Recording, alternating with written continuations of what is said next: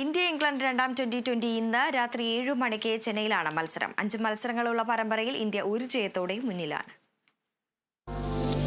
ആദ്യ മത്സരത്തിലെ പ്രകടനം ചെപ്പോക്കിൽ തുടരാനുറച്ചാണ് ഇന്ത്യ ഇറങ്ങുന്നത്. ബാറ്റിംഗിലും ബൌളിംഗിലും മികച്ച ഫോമിലുള്ള താരങ്ങളാണ് ആതിഥേയരുടെ കരുത്ത്. ഓപ്പണിംഗിൽ അഭിഷേക് ശർമ്മയും സഞ്ജു സാംസണും ഇംഗ്ലണ്ടിന് വെല്ലുവിളിയാകും. നായകൻ സൂര്യകുമാർ യാദവ്, ഹർദിക് പാണ്ഡ്യ, തിലക് വർമ്മ ഉൾപ്പെടെ താരങ്ങളും പ്രതീക്ഷ നൽകുന്നു. ആദ്യ മത്സരത്തിൽ ഇംഗ്ലണ്ട് നിരയെ തകർത്ത വരുൺ ചക്രവർത്തി, അർഷദീപ് സിംഗ്, അക്സർ പട്ടേൽ എന്നിവർ ബൌളിംഗിൽ ചേരുമ്പോൾ ഇന്ത്യക്ക് ആശങ്ക വേണ്ട. അതേസമയം ആദ്യ മത്സരത്തിൽ അർദ്ധ സെഞ്ചുറി നേടിയ നായകൻ ജോസ് ബട്ട്ലർ തന്നെയാണ് ഇംഗ്ലണ്ടിന്റെ നെടുന്തൂൺ. Phil Salt, Ben Duckett, Livingstone തുടങ്ങിയ താരങ്ങളും ടീമിന് പ്രതീക്ഷ നൽകുന്നു. ബൌളിംഗിൽ ജോഫ്ര ആർച്ചർ, ആദിൽ റഷീദ് എന്നിവരും കരുത്താകും. ആദ്യ മത്സരത്തിൽ 7 വിക്കറ്റിനായിരുന്നു ഇന്ത്യയുടെ ജയം.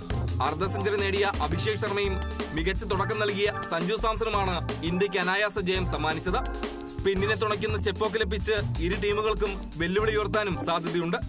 Sports desk, Kerala vision news.